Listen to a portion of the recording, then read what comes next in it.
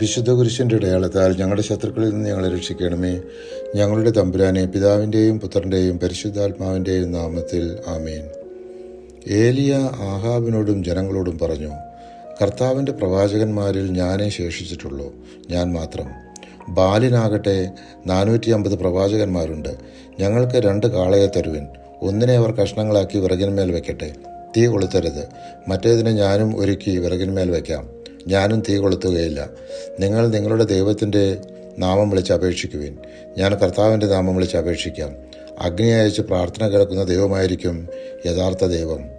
വളരെ നല്ല അഭിപ്രായമെന്ന് ജനം ഒന്നാകെ പ്രതിവചിച്ചു. 1 രാജാക്കന്മാർ 18-ാം അധ്യായം 22 മുതൽ 24 വരെയുള്ള തിരുവചനങ്ങൾ. ബാലിൻ്റെ പ്രവാചകന്മാർക്ക് ആദ്യ അവസരം കൊടുത്തു. പ്രഭാതം മുതൽ മധ്യാഹ്നം വരെ, ബാൽദേവ, ഞങ്ങളുടെ അപേക്ഷ കേൾക്കണമേ എന്ന് അവർ വിളിച്ചപേക്ഷിച്ചു. പ്രതികരണമുണ്ടായില്ല. മധ്യാഹ്നം കഴിഞ്ഞിട്ടും അവർ ഉന്മത്തരായി വിളിച്ചുകൊണ്ടിരുന്നു. ബലിക്ക് സമയമായി, എന്നിട്ടും ഒരു ശബ്ദവും ഉണ്ടായില്ല. ആരും ഉത്തരം നൽകിയില്ല. അവരുടെ പ്രാർത്ഥന ആരും ശ്രവിച്ചില്ല. അടുത്തതായി ദഹനബലിയുടെ സമയമായപ്പോൾ ഏലിയ പ്രവാചകൻ അടുത്തു വന്ന് പ്രാർത്ഥിച്ചു.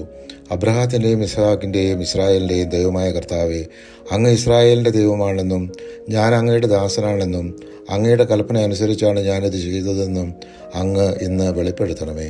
കർത്താവേ, എൻ്റെ പ്രാർത്ഥന കേൾക്കണമേ. അങ്ങ് മാത്രമാണ് ദൈവമെന്നും അങ്ങ് ഇവരുടെ ഹൃദയങ്ങളെ തിരിച്ചു വിളിക്കുന്നുവെന്നും അവർ അറിയുന്നതിന് എൻ്റെ പ്രാർത്ഥന കേൾക്കണമേ. ഉടനെ കർത്താവിൽ നിന്ന് അഗ്നി ഇറങ്ങി ബലിവസ്തുവും വിറകും കല്ലും മണ്ണും ദഹിപ്പിക്കുകയും ചാലിലെ വെള്ളം വറ്റിക്കുകയും ചെയ്തു. ഇത് കണ്ട് ജനം സാഷ്ടാംഗം വീണ് വിളിച്ചു പറഞ്ഞു, കർത്താവ് തന്നെ ദൈവം, കർത്താവ് തന്നെ ദൈവം. 1 രാജാക്കന്മാർ 18-ാം അധ്യായം 36 മുതൽ 39 വരെയുള്ള തിരുവചനങ്ങൾ. ഏലിയായുടെ നിർദ്ദേശപ്രകാരം അവർ ബാൽ പ്രവാചകന്മാരെ പിടികൂടി വധിച്ചു. അനന്തരം ഏലിയ ആഹാബിനോട് വലിയ മഴയ്ക്കായി കാത്തിരിക്കാൻ ആഹ്വാനം ചെയ്തു. ആകാശം മേഘാവൃതമായി കറുത്തിരുണ്ടു.